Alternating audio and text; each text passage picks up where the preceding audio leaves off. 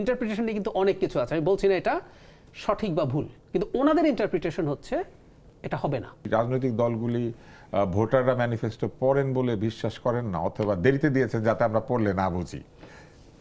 আমার কাছে মনে হয় যে এটা দলগুলোর এক ধরনের দক্ষতার অভাব। মানে নির্বাচন তো অনেকদিন করিনি, তারা হয়তো একটা টাইম ফ্রেম ধরেছেন যে এর মধ্যে এক তো লেখা, তারপর সেটাকে প্রেজেন্টেশনের মতো করে সুন্দর মতো অর্গানাইজ করা, এটা টাইম কনজিউম করে।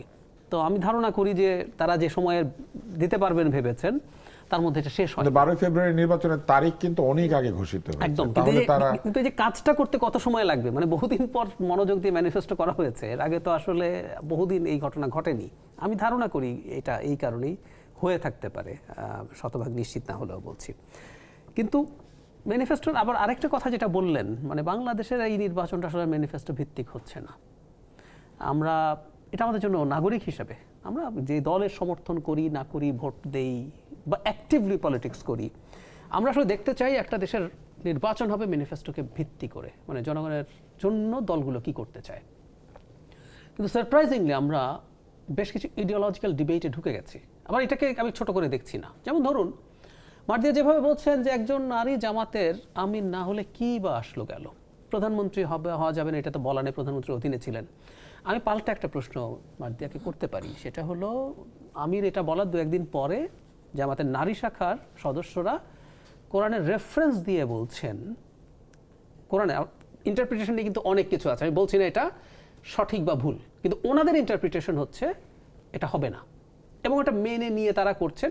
যদি এটা কর্তৃত্বের প্রশ্ন, এটা কোরআনে তো নিশ্চয়ই বলে না যে জামাতের আমির হওয়া যাবে না, এটা নারী পুরুষের কর্তৃত্বের, নারীকে পরিচালনা করার একটি আয়াত রয়েছে। এখন তাই যদি হয়ে থাকে তাহলে প্রধানমন্ত্রী অবশ্যই ওই ধরনেরই একটা পদ। আমি তাদের ব্যাখ্যা থেকে বলছি। হ্যাঁ, প্রধানমন্ত্রী তো পুরো দেশকে পরিচালনা করছে, তো সেই বিবেচনা শুধু সেটা না। আমি আরো যদি নিচে নামতে থাকি, ধরুন একটা ইউনিয়ন পরিষদ চেয়ারম্যান, ধরুন একজন মেয়র, সেও কিন্তু তার ওই জায়গাটার প্রধান।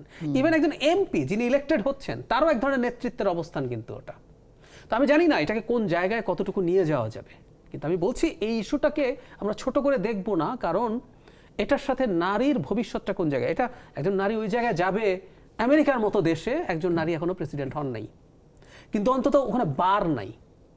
চাইলে সম্ভব, হিলারি ক্লিন্টন যদি প্রাইমারিতে জিতলেন, এরপর যদি উনি জিততেন ট্রাম্পের সাথে ফার্স্টবারে, উনি প্রথম প্রেসিডেন্ট হয়ে যেতে পারতেন, কিন্তু কোথাও এই বারটা নাই যে উনি হতে পারবেন না। ওখানকার নারীরা, আমি মার্দিয়ার প্রেজেন্সেই বলছি, মানে আমি তো ওনার সাথে বেশ কিছু শো করেছি, ওনার মতো কেপেবল মানুষরা জামাতে আছেন, আরও আছেন। আমি একটা প্রোগ্রামে জামাতের একজন নারী সদস্যের সাথে কথা হলো, তার বক্তব্য শুনলাম, আই ওয়াজ হাইলি ইমপ্রেসড।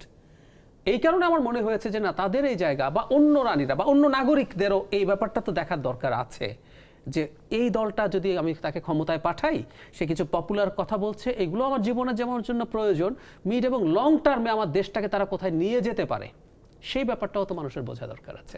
শুধু সেটা না, একটা রাজনৈতিক দলে একজন অমুসলিম ব্যক্তি আমির দূরে থাকুক, কেন্দ্রীয় সদস্য মানে রুকন হতে পারেন না।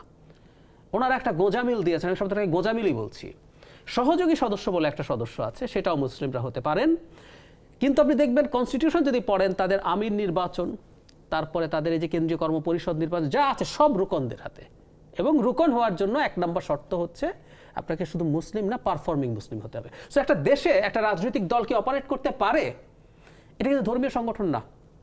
জামায়াতে ইসলামী বাংলাদেশ একটা রাজনৈতিক দল, বাংলাদেশে নিবন্ধিত রাজনৈতিক দল। আমাদের কনস্টিটিউশন আর্টিকেল 28 ধর্ম, বর্ণ, লিঙ্গ নির্বিশেষে বৈষম্য করা যাবে না বলে দিচ্ছে। সো আপনার একটা দলে একজন অমুসলিম ব্যক্তি কোনোদিন রুকন হতে পারবেন না, আমির হওয়া দূরেই থাকুক।